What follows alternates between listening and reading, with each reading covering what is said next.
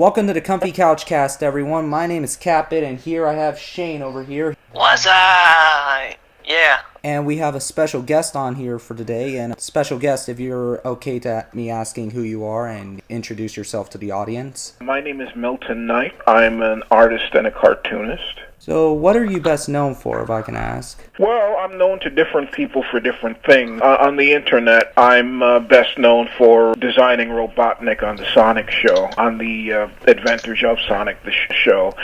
I've directed films. Some people know me from Felix the Cat on CBS. I like some Felix. Yeah, thank you. And other people know me for my comics. I've worked on a lot of characters, Mighty Mouse and Ninja Turtles and Betty Boop, and just all sorts of licensed characters, and also my own comics, like Hugo and Midnight the Rebel Skunk, and some for my paintings, and you know, I've done just about everything.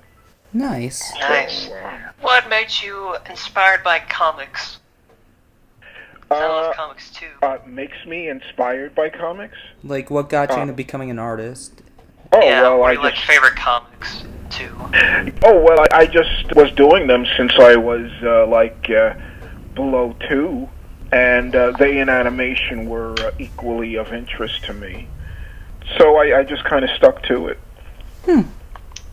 I get that. I'm like that too. I was inspired at a young age about comics and stuff. One of the comics that really inspired me the most was mostly Spy vs. Spy. Oh, yeah, that's great. Yeah, I had those books. I told Cap this, but when I was a kid, when I got into Spy vs. Spy, I remember always going to Barnes & Noble and getting the issue of Mad. And I was like, so where's the Spy vs. Spy stuff? I'd turn it in, and I was like, okay, there it is. I would laugh, giggle, look at the art, and then I'd just put it back because I didn't care about the other stuff. Yeah, right. There was always a lot to look at there. I wasn't a big fan of Mad, but I did like Spy vs. Spy a heck of a lot. Me too. I even have a book, and I like to look at the ink art. I'm like, whoa, how does he do this? Antonio. Yeah. Proteus. Yeah, it's marvelous. I know. What was your experience with working with Ralph Bakshi? Well, I mean, I like Ralph a lot. It was a chaotic workplace. I didn't stick my head into it too much. I just drew what I had to draw, but it was clear the project was in chaos. I didn't pay much attention to that. I just did my job, and it was the first animation job that I had in L.A. I arrived in L.A. To, get work in animation, and I wanted to scope the town out. And 3 days after I got here, I went to visit a friend at the studio, and she hired me right then and there. I didn't even want a job that soon, but it happened. And so I was there for 6 months. That's the standard time for animation jobs, at least in my experience, was 6 months, and then they let you go. So, what So I'm not really attached emotionally to anything that I worked on. There wasn't time. So, what projects in particular did you enjoy working on for Ralph Bakshi? Well, I mean, that was the only feature I worked on him with, but I enjoyed character designing, and I did layout and animation. It was great seeing how the animation came out on screen after the assistants and inkers got through with it. That was my first experience of that type. Never happened before.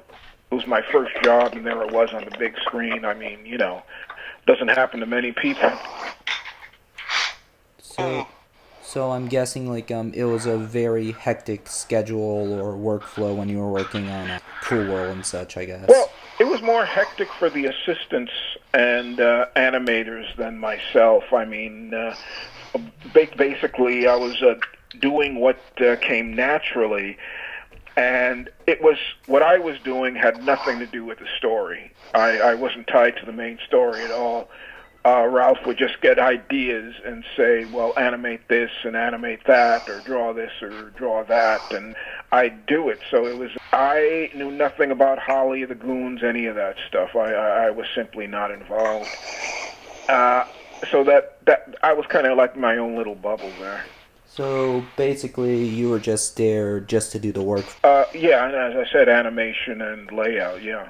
So was that how you got your job at Deke Animation on the Sonic cartoon, or like how's the story about that, if I can ask? Well, Kent Butterworth was one of the directors on Cool World, and so he knew my work and hired me on Sonic. I've never seen Cool World. I just mostly saw Fritz and the Wizard, which is my favorite out of Ralph's movies. Yeah. There's nobody like him now. It's too bad. Everything's tightened up. I think like our industry friend told us that like that the executives demand like artists to like draw by one hand, which is why like every show today has like the generic art style you see everywhere. Wait, drawn by one hand? What's that? Basically, like the artists are not allowed to like go outside like the model sheet. Like they're forced to draw they're forced to draw the characters exactly the way the model sheet demands it to be. Yeah. That's just dumb. Looney Tunes didn't do that, and look how amazing that looks. Yeah, I unfortunately, the computer technology brought a lot of this on, because I saw it happening in the 90s, where for commercials, the clients, like in this case Nestle's, was inspecting every single frame to make sure that it was right. So there was not, you couldn't do distortion, you couldn't do anything like that, and that's part of motion, period. When you move your hand really fast, it blurs, but they didn't want that, so that's what you're getting now. So basically, pretty much. So basically, people who have no clue how animation works are demanding like the artists to do like a way they want it to be. Then this reminds me of the time when the crew on The Simpsons gave the animators crap for being too squashed and stretched, but that's kind of what defined the show, honestly. That's what makes it more interesting. Why do you want it to look realistic looking? Who cares? Yeah. Well, a lot of this stuff, they talk about it's got great writing, but why not film it in live action? Is there any reason for this to be drawn? And a lot of times there isn't. I mean, like, the excuse they have is, like, they don't want, like, an actual adult to strangle a child in live action, so... Yeah, I see, yeah. Well... Okay. Yeah, like, imagine seeing realistic Homer choking realistic Bart. Like, that would look too creepy. And it's gonna scar, and it's probably gonna scar the child actor for life. Yeah, right. Yeah. I was reminded of a time when CatBit showed me this comic about Bugs Bunny and all these other characters being pissed off at The Simpsons for some reason. I'm just like, what is this? Yeah, it was like they were also like making fun of like the Mario cartoon and such, but it's like to get back on topic. Soft spot for the Mario cartoon though. Well, to get back on topic, like, how's your experience with the Sonic cartoon, and like, what was like the reason behind like the redesign to Robotnik? Well, they just wanted a funnier one. I think I was given the very round design, and so Eggman. So I was supposed to make him more, mobile, squash and stretchville and all that, and so I made him into an exaggerated egg shape, and just did a few things. Now that I look at the character, there's Yosemite Sam in there, and there's Wally Walrus in there, but I was not conscious of it at the time. A lot of times. Now that you mentioned that about his exaggerated egg, now I'm imagining his body like, yeah, it does kind of look like an egg. Well, yeah, he's Eggman. That's why I did it. But I didn't realize. I was like, wait a second. Oh yeah, that's clever. But wait, like when you were working on the cartoon, did they tell you his name was Eggman, or did they call him by Robotnik because of the American thing at the time? I think I was told both. I mean, I was given sheets of paper, probably had Eggman on it. I just didn't know. But yeah, I was aware that he was Eggman too. Did you know about the whole thing that he was modeled after Theodore Roosevelt? I had never been told that. Oh, really? That's good. No. You know that famous picture of Theodore smiling creepily, like, Arr! Yeah, like, that's what that design was based off of. Yeah, because like Eggman does have like a bit of like that creepy Theodore Roosevelt look to him. Yeah. Yeah, like show about screen comparison of the Theodore picture and then Eggman, like, Yeah, they kind of look the same, but it's like... So you were told to exaggerate, like, the character design then? Yeah. Were you guys told to play the games one bit, or, like, did you guys just, like, reference off of, like, the art? Just typing paper, just Xeroxed paper of the character design. So they were basically, like, screenshots from the games then? No, they were drawings from Sega. I mean, that's still good. At least when they did the design for Sonic and everyone else, like, it actually looks like what they're supposed to, unlike Captain N. Oh god, the Captain N cartoon. Wait, speaking of Sonic, like, did you design... You only designed Robotnik, or did you design all the other characters for the cartoon? No, I only designed Robotnik. A lot of the others were designed by Gary Paul Terry. How is he like, if I can ask? He was a friend from New York years before that, and he was a cool guy. Do you have any stories? I mean, well, no, I was trying to think of stories. None really. I mean, I did a lot of my work at home. It was cool. I mean, there was some, like, horseplay going on, some arguments I really didn't take part in. I mean, of course, we were all young, and, you know, there was a certain amount of ego stuff between some people, but I was just kind of observing it. Eventually, I decided to work at home. Well, no, I mean, like, just that, to me, getting the job done, I just don't like arguing on the job, and so after it got to be a bit much, I started staying home. You know, there was a lot of stuff going on in the business at the time that I'd rather not get into. It was, you either worship Spumco as God or you don't. And so there was a lot of that kind of stuff going on. And, you know, I don't hate that Ren and Stimpy, but, you know, it wasn't my cup of tea. And for some people, you know, either you fell in line with the thinking or you don't. And so I just said, the heck with this, I'm staying home. Didn't help that, like, the creator of Ren Stimpy is notorious for being, like, an abusive piece of shit who's called out for, like, being child molester or something lately. Well, that was, you know, back in the 90s, so that didn't even come up. Jesus. But you know, whatever. Yeah. Don't worry, Milton. We always shit on John K every time in this podcast, like one of our running gags. Yeah, we kind of hate him. Yeah. Well, you know, I mean, this whole scandal business, I mean, couldn't you see it in the work? I mean, you know, I don't know why it was a total surprise, because, you know, Ren and Stimpy was pretty sick, and people are acting like, oh my god, how could he have done this? Yeah, it happens a lot with animation, where it's a small portion of people who know that, oh, this guy's an asshole, but you can't really say anything. But as soon as people realize, you're like, I told you. Yeah. Yeah. So we know that a lot with people. So, like, with how the Sonic franchise has grown, like, what are your thoughts on, like, its current, like, legacy at the moment? Since, like, I'm guessing, like, you only knew, like, the character because, like, you were only tasked to, like, do the job for the cartoon and that's it, or did you? Yeah, you know, I mean, it's nice that people like the movie now, but it doesn't have much to do with my incarnation of the character in the first place. And, you know, once the job was over, after 6 months, it was just on to the next one. So I don't have any, you know, real attachment to it at all. In fact, as far as the series is concerned, I've only watched the episodes that I worked on. I mean, you know, that's how little it means to me. I mean, that's understandable. If I ever got to work on a cartoon, I'd just be like, yeah, I worked on it, unless I was, like, super interested. Like, if I got to work on a Netflix show, I'd be like, yeah, hey, that's cool. But if I got to work on, like, Family, I was like, yeah, I worked on it. Yeah, right.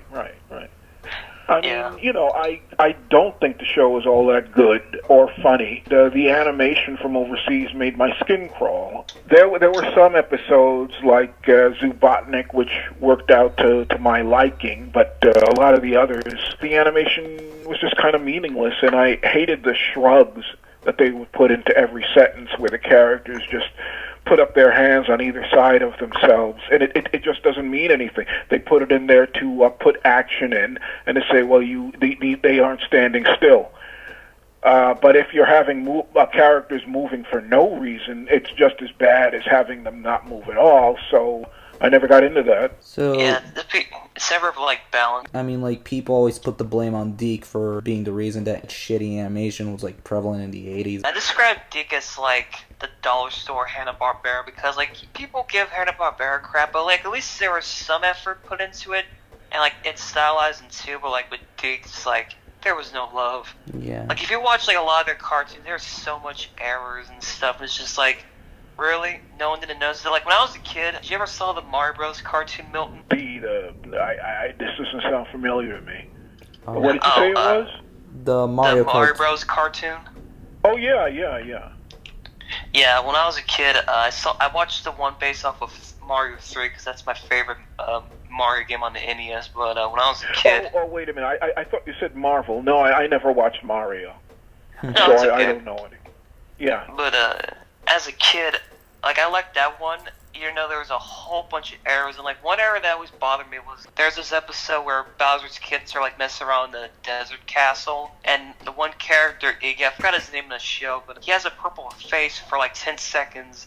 And I remember that really bothered me. I'm like, what happened to his face? And also there's a common error of like Mario and Luigi always switching colors. It's like, dude, they look exactly. They don't look the same. Like, how can you forget that? Like, when Ninja Turtles, I understand, because it's like they all look the same. It's kind of hard to like remember which is which. But with Mario and Luigi, it's like they look different. How can you forget? Like, Mario's red, Luigi's green. If you've got to get these things done on a schedule, then that sort of thing is going to happen, and it's going to happen even more when the people doing it are half a world away. Oh. So, I mean, like, if you look at a lot of the Hanna-Barbera stuff, you know, right around the late 70s, a lot of it was sent to Australia to be done. That's when they started sending work overseas, and you can see the same sort of mistakes in that. I mean, the problem is there's no hands-on, there's no director working directly with the artist to say, well, you got that wrong. It's just like send it over there, and it comes back, and you either have time to like have them do it over again, or you don't. End of story. Yeah. So that sort of thing is going to happen. So, Like that one time in He-Man where they made Ram Man his model sheet had like his hands were flipped, but they were like, no, you gotta do it. It's like, but the hands are flipped. No, you gotta do it. Just shut your mouth and just do it. And it's like, you son of a bitch. But then as soon as they gave him their correct model sheet, was like, okay, now do it all over. And he's like, are you serious? then again, I'm guessing, like, back in that time period, like, the artists were not allowed to, like, speak up, or else they were canned, I assume. If you're talking overseas, I imagine that's the thing. They can always get somebody else. That's what's happened now in animation. I mean, they have made it basically, if you don't like it here, go away, well, get another student. And, you know, a lot of it is pushing buttons anyway, so even a non-artist can do it. But no, there used to be ego trips and arguments in animation. I think that's one reason the overseas stuff started. They didn't want to have to deal with people who knew too much about what they were doing or might even have an opinion on it. And it's the same reason most people in animation now tend to be young. They are so eager and willing to work free overtime and get otherwise exploited, while an older person who just wouldn't put up with that. So, even to this day, like, animation is still ran by, like, scummy executives. Well, that's what they like to hire. So they're going to, and as long as they keep happening along, as long as people are so in love with animation or comics that they're willing to be exploited, it's simply going to happen. That's legitimately depressing to hear. Yeah, I wish Well, I mean, like, there has to be a change among the artists, and I just don't see that happening. It's just gotten to the point where they just love it so much that they've got to do it no matter what. Assuming it were, like, in Canada, where, like, animators have unions and such, where, like, the executives aren't even allowed to do any harm to them whatsoever. Is that true? Because, I mean, they send a lot of work to Canada, too. I heard that, like, Canada has, like, better unions for their animators than they do, like, in Asian countries or down in the United States. Yeah. Okay, well, yeah, I mean, that's one of the problems. You need a strong union, and, you know, we don't have one in America now. Jeez. Well, we haven't had a strong union in many years. So basically it just works with the studios. It bargains, but just to make it easy. And they're not enough. Unfortunately. I mean, that's why I don't think I'm ever going to go back to animation. I've just had enough of that kind of crap. No, that's understandable. Like, I wish more people, like non-animation people, would realize, oh hey, that's not fair. Yeah, but, like, a lot of non-animation people don't care about animation. They just care about seeing what's being made, and that's it. Well, yeah, I wish, like, they would realize it all more. comes down to profit. I mean, it all just comes down to making... I mean, like, you know, it's in all sorts of areas in our life today. I mean, it's gotten to be more and more frank, and it's all about exploitation. And, you know, sometimes people do it go through with it because it's all they have. If I quit my job, then I won't be able to do anything, and so it's evil. I think the conditions are a little better in animation because, well, at least somebody's getting to be at a drawing board and draw. But as far as like working for, you know, a fast food place, I just don't know how those people put up with it. I mean, it's disgusting. It is, unfortunately. Uh-huh. Our next question to ask is like, how do you get to work on like the Felix the Cat cartoon, and like what was the experience on that? Well, I was doing illustrations for the Union newsletter at the time, and the producer, Tim Berglund, saw them, and he liked the fact that I was working in an old-fashioned style, and he offered me a job. The available positions, I think, layout and director, and I jumped at director. So, yeah, you know, that worked out. Do you feel fine. happy that nowadays the cartoons having a cult following? Because I haven't seen that a lot on Twitter. Well, I mean, it's certainly interesting. I mean, like, I'm glad about it. But, you know, I mean, the work has gotten to be so old to me. It's, what is it, 20, you know, more than 20 years old, that I don't know, there's something kind of staying behind about it for me. I mean, I've moved on since, and a lot of people are still stuck in that arena. Oh, well, he did Robotnik, and he worked on Felix, and as far as they're concerned, you know, that's all I ever did. So I got to admit, it's a little tired for me. But, you know, it's good that people are, you know, discovering it. It's like a lot of people can't imagine that, say, Friz Freleng, the director, would get tired of working on Daffy Duck for 40 years. And it's like, why do you want to do something else? They can't understand it because it's what they grew up with and what they like. Artists do get tired of things. Yeah. And, you know, so yeah, I mean, Robotnik's getting a little old. It's understandable. How are you doing on the comics and stuff? I'm not doing much comics anymore now because that field has shriveled up as well. I'm mostly doing the paintings and the commissions. Hey, I like paintings. Paintings are very nice. I wish I could do more, but they're too expensive. Unfortunately. Yeah, no, I understand. Yeah. I don't have time, and I really want to. And I'm one of like those filthy, spoiled like modern kids who use like computers and such just to make art. Like, you mean painting. like you? Yes. Well, people will still like to see stuff done with paint, and since it's getting to be a novelty now, even more. So I've gotten to a point where, you know, past Sonic and the animation and the comics, I just like to work with paint. I mean, I like the physicality. I don't especially like working with computers, but no, it's for me, it's hands-on stuff. I mean, for me, going through a computer is like going through another person. It's like, you know, I just don't see it. I mean, you know, all you have to do is buy a pencil and draw. Having to buy a whole software thing for $2,000, it's ridiculous. That's another reason why. That's another reason for the breakdown in animation, because the want ads, their requirements, all demand that the artist have a degree. And so it's really being cut off from normal people. Now basically these things are being inherited by people who can afford them. And so the companies, the computer companies, naturally charge them a lot to even get started with what would basically be a pencil. It's just bleeding in profit from all around, and it's weird because on the one hand, anybody can make an animated film now.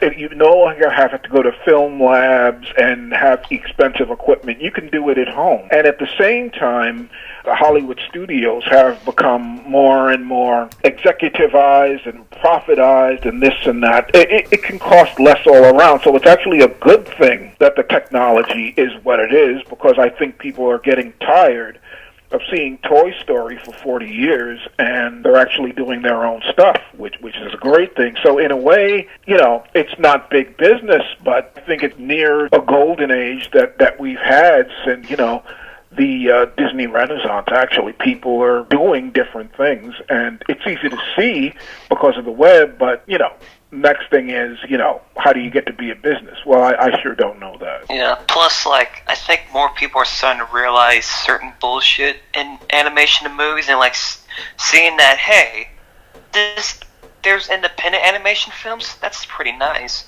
Yeah, I mean... And so far, they've been, better than the actual stuff. I mean, why do you think... think... actually more memorable. If you were to remember, animated movie from 2019, the ones you're going to remember the most are the non-Disney ones, because Disney's been making some dumb decisions. I mean, Right. I mean, look what they've been... I mean, they think that, with the public at least, everybody wants everything to look overly realistic, which is why, animation is seen as, dying medium. Yes. I mean, does... I mean, you might as well do it in live action, like I say. I mean, if people go to see animation or a cartoon, I think that's what most of them want to see, and that Disney has gone to work to redefine entire medium as something that has to be like that, and that's something else. Even if you're going to do CGI, why does it have to look the same? I mean, I can't tell these studios apart. People will tell me, "Oh, can't you tell a DreamWorks feature from a Pixar?" No, because they're all using the same stuff. They all look the same. Yeah. I can't. I'm not that dedicated. So why does it have to be that way? I like the ones where they make it look all cartoony and exaggerated, kind of like in Looney Tunes 3D stuff. I really like what Sony does sometimes. I mean, a good example is the Peanuts movie, which Milton, what would you say are your thoughts with the design of the CGI for the Peanuts movie? Or well, I've only seen clips and stills, but they were kind of doing the characters in relief, kind of sculptured but flat. And I think that was a unique idea. I mean, that was unusual. It's good they did it that way. Yeah. So basically, we have one more question before we go. What are you doing besides painting, and what are your thoughts on Cuphead? Well, as far as what I'm doing, I've been doing some advertising work. And I was a consultant on a kids show in production. And, well, I mean, that and painting is a commission, and what do I think of Cuphead? Well, I think it's, it's basically a new take on the 30s for, young people today. It's I don't expect it to perfectly recapture the 30s, and why should it? This is almost a century later, Yeah. So, I like how, despite being based off of it, it's still trying to be its own thing, and I appreciate that. Yeah. Yeah, I remember, and people are going to be inspired. I was inspired by stuff since way before Cup, and I remember the old-ass bootleg Max Fleischer cartoons and getting into that stuff. So, is this the end of Comfy Couch then, I believe, for the episode? I guess so. Yeah, I'm CatBit. Who are you people? Shane. Yeah, hi. This has been Comfy Couchcast, and I'd like to say thank you for listening. Sponsor time! Bitch. This month's batch of episodes is brought to you in part by Starship Junkie. It's basically about an alien who gets stranded on Earth. He runs out of space gas and can't escape and is desperately trying to find ways to leave Earth. He winds up meeting a bunch of stoners and weird people and realizes that he could trick people and trick humans into thinking he's super cool and advanced. Kinda. Click the link in the description below to read Starship Junkie.